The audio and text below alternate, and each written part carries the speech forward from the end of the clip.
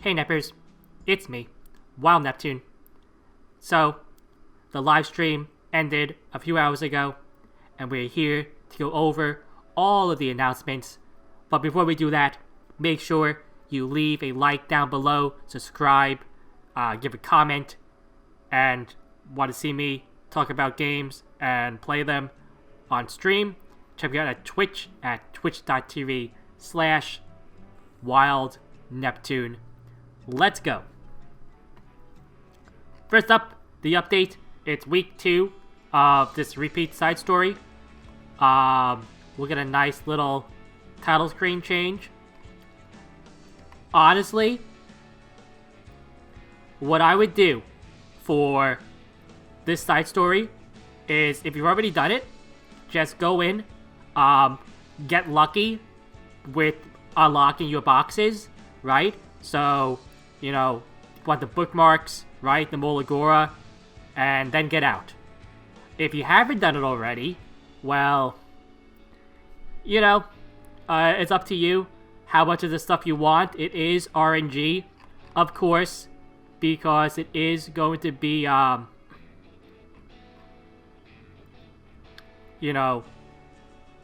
unlocking those puzzle pieces, unfortunately, which kind of suck, but also, the Valentine's Day pets are coming back, so if you have not gotten the best pet, mac and cheese, yet, you can, do this. I actually already have mac and cheese, so I guess I'm still saving all of my pet tickets that it's kind of piling up for me.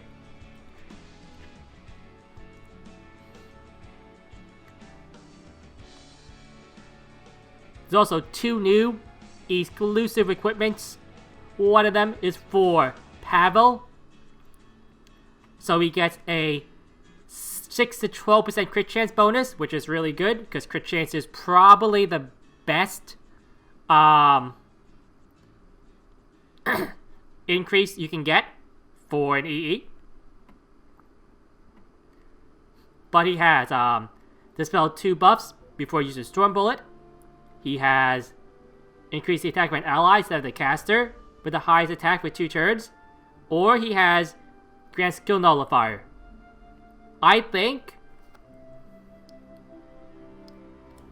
this one is the best one. The only 2 I think are going to be used, maybe, is the attack buff and Nullifier, because he is really squishy. And one of the things is, after he does his thing, he just kind of dies, because he has to be really, really squishy to do what people build him for. None of them, though, increases damage, right? I guess they figure his damage is fine, and I would agree, because I believe he ignores damage sharing. It kind of does. Like, the crit chance will mean you can, put more points into crit damage or attack, right? Or speed if you need it. But I personally don't think this is really going to change that much for him. I don't think he's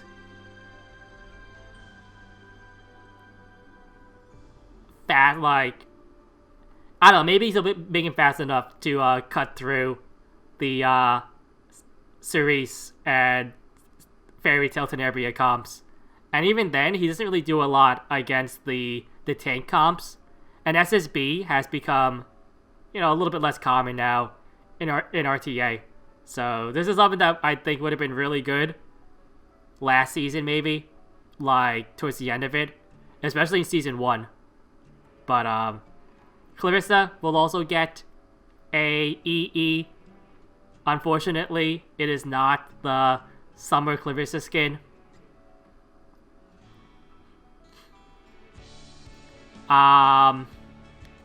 If you use Clarissa for something, here we go. It's not going to change anything.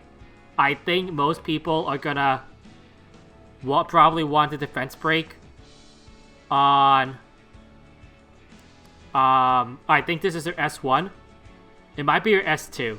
I don't even know.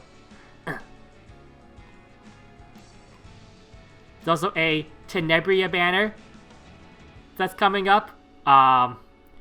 This artifact is pretty good. It increases dual attack chance. Honestly, the only reason right now you would pull on this is to imprint Fairy Tail or Spectre Tenebria. Fire Tenebria is good, but she's not really seeing a lot of play right now in the meta. And only whales would pull for imprints. And if you're a whale, you're probably don't have to tell me. I mean, me to tell you to pull on this for imprints. Some other miscellaneous stuff.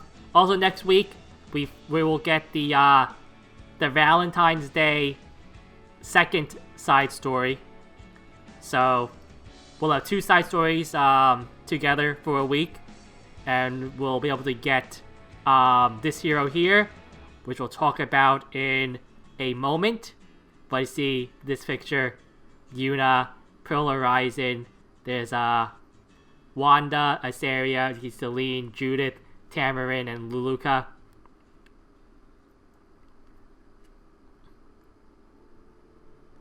But now on to some of the more exciting news.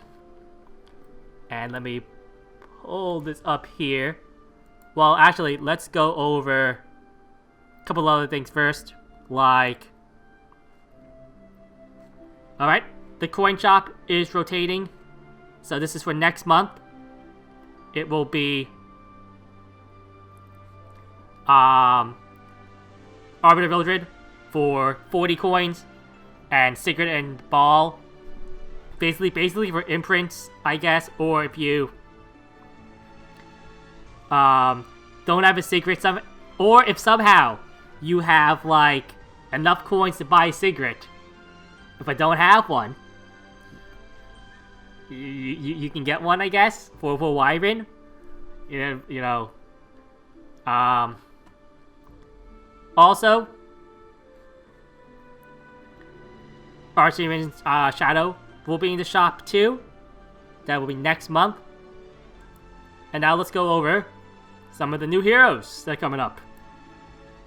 One of them is going to be this generic-looking 3-star hero. Lucy, with a very generic name. She definitely looks like one of those anime side characters, right? She's a Soul Reaver that's grass. She has 3-star stats. Like, her HP is really low. Her speed is also pretty low, although I guess like on the faster side for Soul Weavers. Her defense is okay. I think the big thing is that she has 0 ER. Right? Which is kind of rare. Even for like a 3-star Soul Weaver. Having no ER is like, you know. But she's actually a debuffer. So she has an effectiveness concentration. And let's look at some of her skills. Let's start with the S1, which is Paper Throw. So she's like Cannon, or whoever it is, from Naruto. Or like a Pepega Read or Die ripoff. But max 50% chance to land Restrict for 2 turns, which is, you know, fine. I believe this is the only hero that now has Restrict on an S1. And they show it in the Katie's boss, where you can restrict the boss so he doesn't gain the CR increase, which is okay. Again, it's a 3-star, so I don't think it'll see any real use in PvP. Her S2 is after skill ups, 100% chance to restrict and decrease speed for 2 turns on a 4-turn cooldown. So basically, just like Cerise. So yeah, she's kind of a 3-star Cerise. It doesn't strip though, so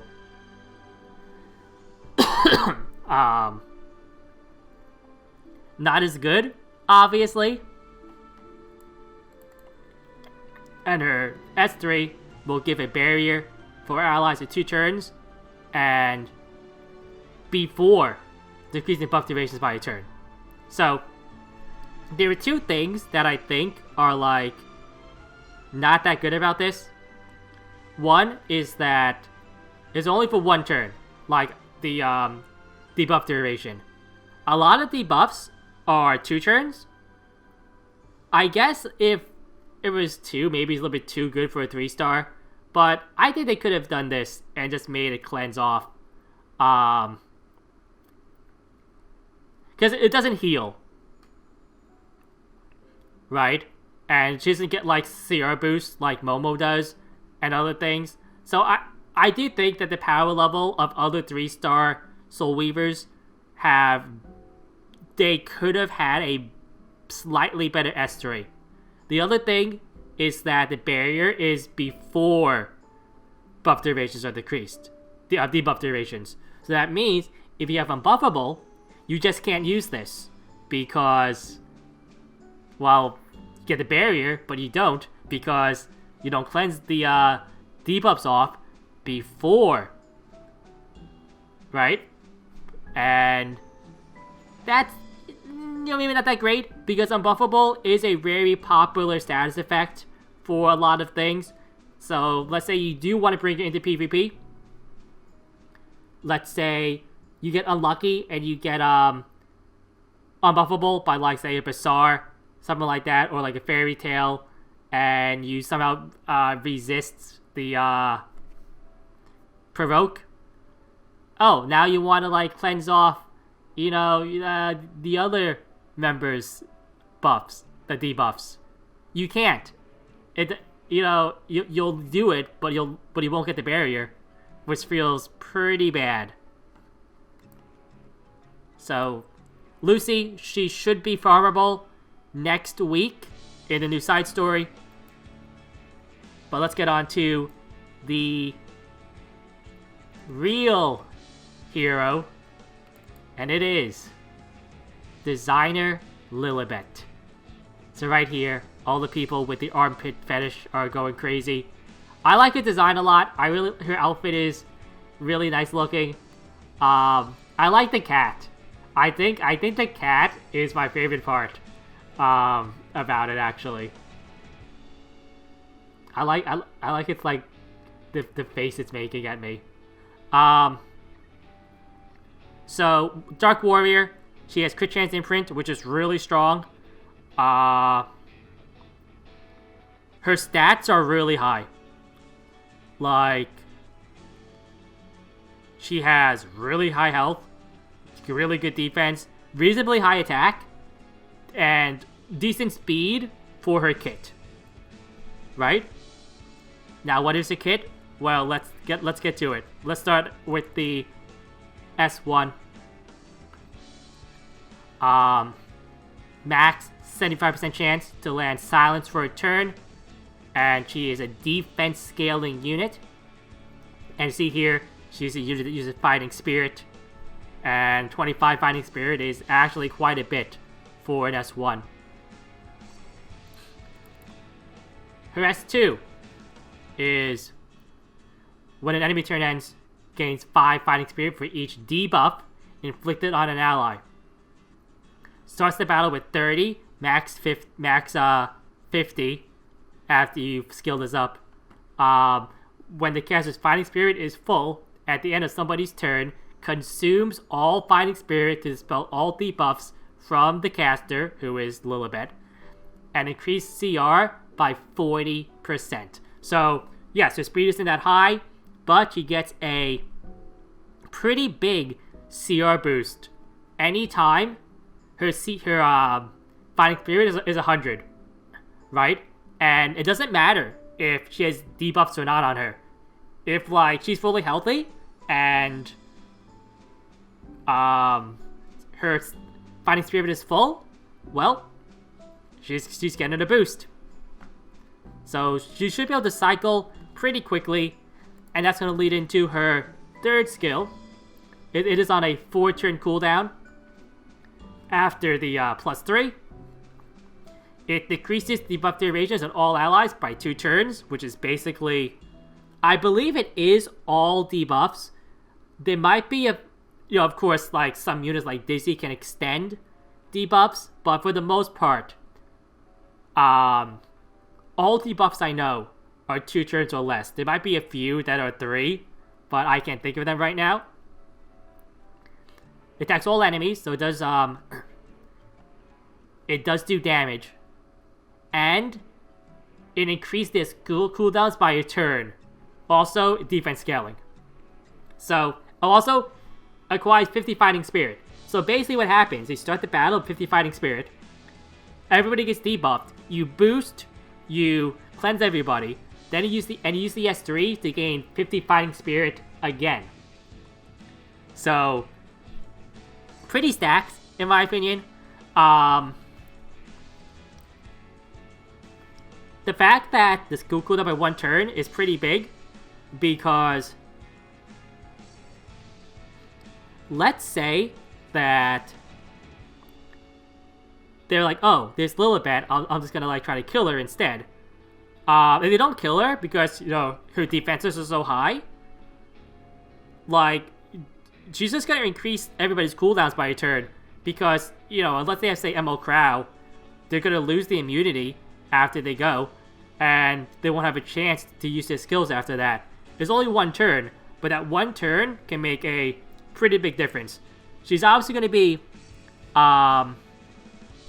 really strong against things like Cerise and Fairy Tail. I think obviously are the ones that most people look for. At like higher ranks, like High Champion Legend, Fairy Tail has started to see a tail off recently because more people have found ways to counter her, like Kitty Clarissa, Ray, Lilius, stuff like that have really risen in popularity. But things like Sage Ball, A Tywin are still very popular overall, and I really think that she helps against Sage Ball maybe the most because of her passive and her constant cycle. But we'll have to see. There is 2 weeks until she comes out, so if you don't have an FCC yet and you still want her, you still have time. The 4-star ML she's gonna be with, unfortunately, is ML Leo. So, there is that. There's the Loli and the Shota together. But the final change we're gonna talk about is probably the biggest one. It was teased a while ago, and it is Substat Rerolling. So, one substat per piece of gear would be selectable to reroll only +15 for all levels. You acquire a substat change stone of each set and substat. So this here is a crit item, and right here it's hard to see because the quality of the stream picture wasn't that high, but there's a crit set, and this is an effectiveness piece, so it changes crit set gear substat to effectiveness, and the substat will have a range depending on the number of enhancements. So the less or more rolls that are going to be into that substat you're changing will affect the results of the new substat.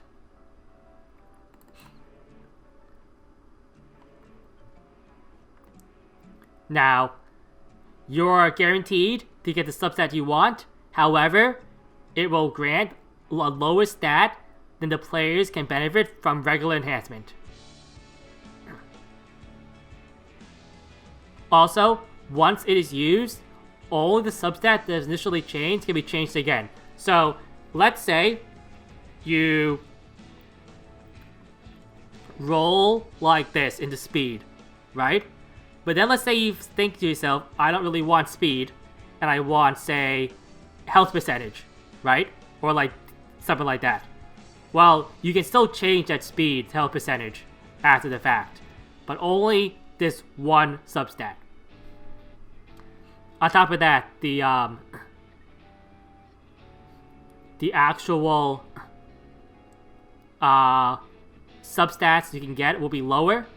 So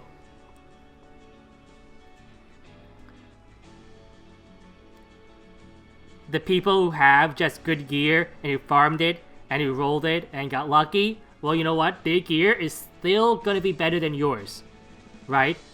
And if you have good gear too, that just rolled really well, congratulations, you can use your substat things for other pieces of gear.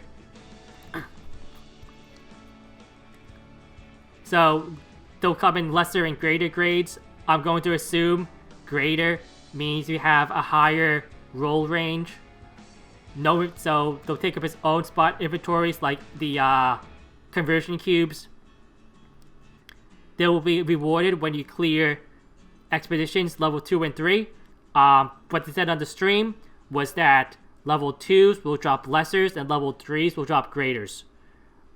They are going to be nerfing expedition level 3s to make it a little bit easier, so don't worry too much about this. Also, in April, when the expedition rotation happens,